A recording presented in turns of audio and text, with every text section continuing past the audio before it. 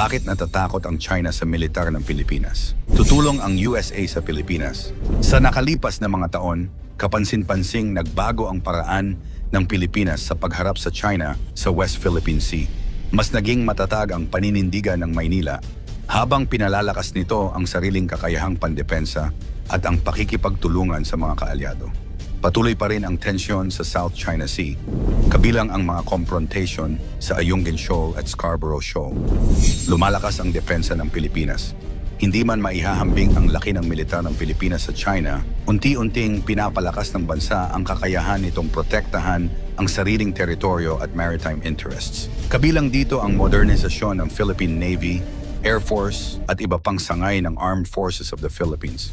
Isa sa mga pinakamahalagang bahagi nito ang BrahMos Supersonic Cruise Missile na itinuturing ng mga opisyal ng Pilipinas bilang isang mahalagang credible deterrent sa South China Sea. Ang layunin nito ay hindi nangangahulugang nais ng Pilipinas na makipagdigma. Sa halip, ang pagkakaroon ng kakayahang tumugon ay maaaring magpataas ng panganib at gastos para sa sinumang magtatangkang gumamit ng puwersa laban sa bansa.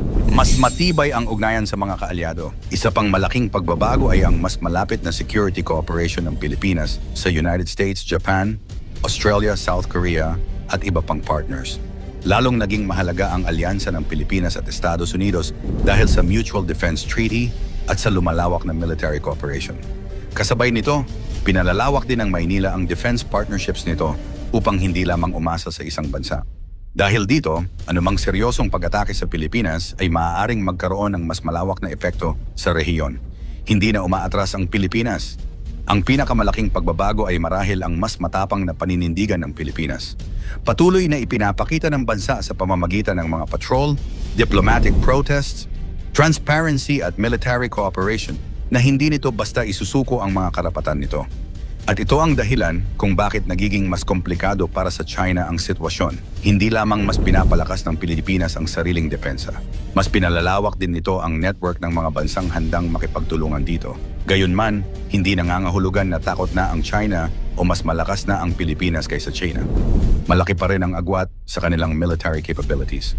Sa gitna ng patuloy na tensyon sa South China Sea, ang tanong ngayon ay kung ang lumalakas na deterrence ng Pilipinas ay magdudulot ng mas matatag na kapayapaan o lalo pang magpapataas ng tensyon sa pagitan ng dalawang bansa. 100 na mga Pinoy inaresto sa China. Bine-verify na ng Department of Foreign Affairs, DFA, ang ulat sa pagkakaaresto ng mahigit 100 Pilipino sa China dahil sa sinasabing paglabag sa immigration laws ng bansa. Nakikipag-ugnayan na ito sa Philippine Embassy sa Beijing at sa mga Philippine Consulate General sa China upang alamin ang detalye ng mga pag-aresto at matiyak na nasusunod ang due process. Handa rin ang Pilipinas na magbigay ng consular assistance sa mga Pilipinong nangangailangan nito. Lumabas ang pahayag ng DFA matapos sabihin ng Chinese Foreign Ministry na may mga Pilipino sa China na nahuli at iniimbestigahan dahil sa hinihinalang paglabag sa batas ng China.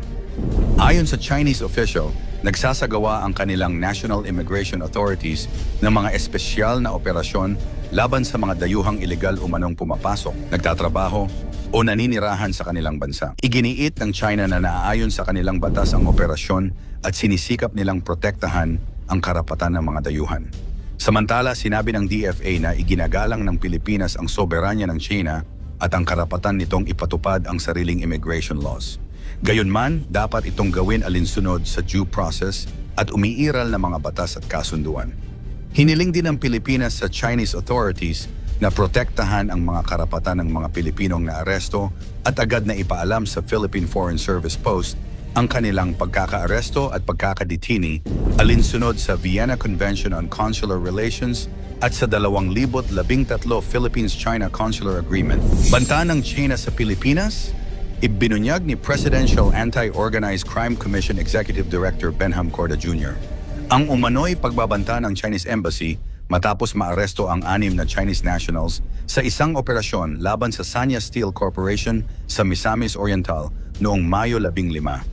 Sinalakay ang pasilidad dahil sa umano'y paggamit ng substandard na bakal at pagkakaroon ng radioactive materials. Ayon kay Corda, nagbabala umano ang Chinese Embassy na maaari ring hulihin ang mga Pilipino sa China kung hindi palalayain ng Pilipinas ang mga nahuling Chinese nationals.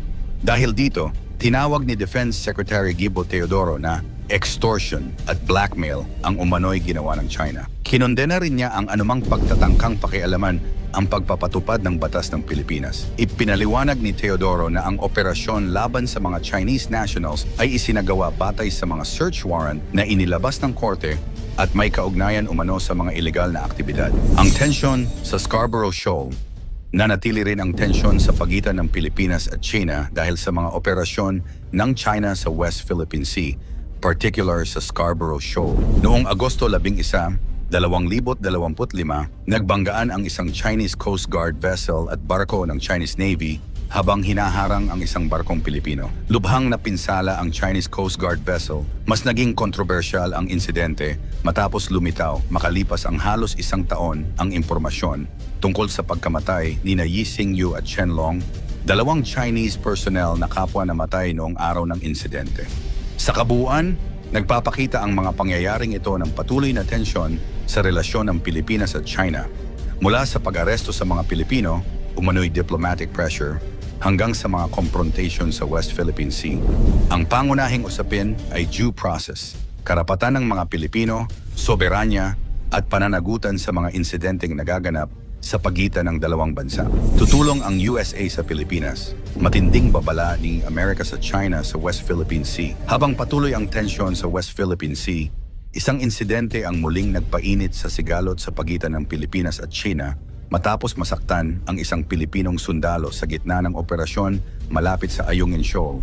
Ayon sa Armed Forces of the Philippines, nasugatan ang isang tauhan ng Philippine Navy matapos umanong hampasin ng isang miyembro ng China Coast Guard habang nagsasagawa ng lehitimong resupply mission para sa mga sundalong nakaestasyon sa BRP Sierra Madre. Mariin itong kinondena ng pamahalaan ng Pilipinas at tinawag na isang seryosong anyo ng harassment laban sa mga Pilipino. US naglabas ng matinding babala sa China. Hindi nagtagal ay naglabas ng pahayag ang Estados Unidos bilang tugon sa insidente. Mariing kinondena ng US Embassy sa Maynila ang umano'y mapanganib at agresibong kilos ng China laban sa mga tauhan ng Pilipinas. Nanawagan din ang Amerika sa Beijing na itigil ang mga aksyon na nagdudulot ng panganib sa kapayapaan at katatagan sa West Philippine Sea. Pinuri rin ng Estados Unidos ang pagiging profesional at mahinahong paghawak ng Armed Forces of the Philippines sa kabila ng nangyaring komprontasyon. Bagamat matindi ang naging pahayag ng Washington, wala pa itong inanunsyong direktang aksyong militar kaugnay ng pinakahuling insidente. Tutulong ba ang US kung muling atakihin ang Pilipinas? Isa sa mga madalas na tanong ng publiko ay kung papasok ba ang Amerika sa anumang labanan sakaling lumala pa ang tensyon sa West Philippine Sea. Batay sa umiiral na Mutual Defense Treaty o MDT ng Pilipinas at Estados Unidos, maaaring magkaroon ng obligasyon ang Amerika na tumulong kung magkakaroon ng armadong pag-atake laban sa armed forces, public vessels, o military aircraft ng Pilipinas sa Pacific, kabilang ang South China Sea. Gayunman, hindi nangangahulugan na bawat insidente ng harassment ay automatikong magre-resulta sa pagpapadala ng mga sundalong Amerikano.